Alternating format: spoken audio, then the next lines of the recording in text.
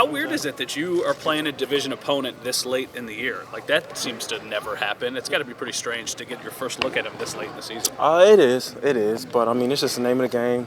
It's what we've been given. So just take our opportunity like it is another game. A couple days removed from the performance against Detroit. I know you said afterwards there's a lot to like, but at the same time, probably want to tighten up at the end of the game. How do you evaluate it a few days later?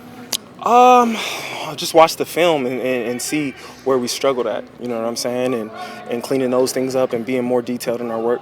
How much of it is just knowing, like, hey, we can't give up the big play, so we're going to make them kind of work their way down the field and kill the clock, but how much of it is almost like, hey, we just didn't execute as well as we could have? I mean, it's a combination of both. I say probably 50-50. Just not trying to give up explosives, especially that late in the game, and how we're playing the game with a league like that. And as far as the other thing you said, what was the next one you said? Well, it was just like you want to keep everything in front of you. You don't want it, but at the same time, you probably missed a couple. Not you, but just his defense probably could have cleaned a couple things up. For sure, and that goes back to our details, making sure that we're communicating the right way, making sure our drops are detailed, our communication is detailed, everything like that. How do you prepare for a quarterback you've never played against before?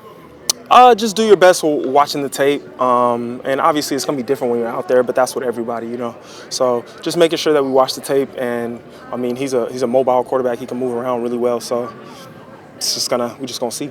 Kaiir stepped into the starting lineup last week for you guys after 3 weeks of being inactive. Yeah. What's it say about him that he was able to stay, mentally ready and then step in like that? Yeah. Kair's always ready. You know what I'm saying? Like every week, whether he's up or not, he's preparing like he's about to play in a game. So I respect so much about him and how hard he works, and he's just always ready. It was a big spot for Cole with both Taylor and DeMar out of the game. What did you see out of him and then the time that he was on the field in Detroit Sunday?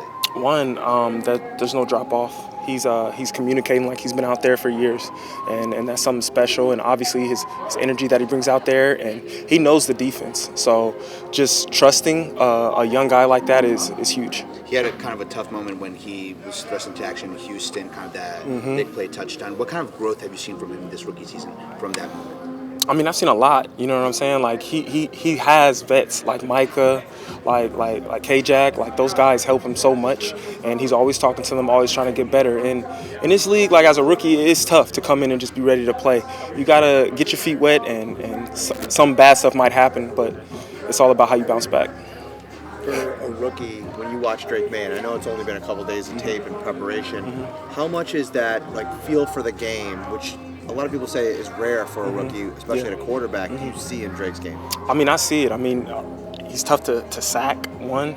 Guys are getting back there, and he's making a miss, and he's making plays with his feet, and he's making good reads and things like that. So it's just, I mean, it's tough to play against quarterbacks like that, and obviously he's a rookie, but it's going to be pretty good. Thanks, Taron.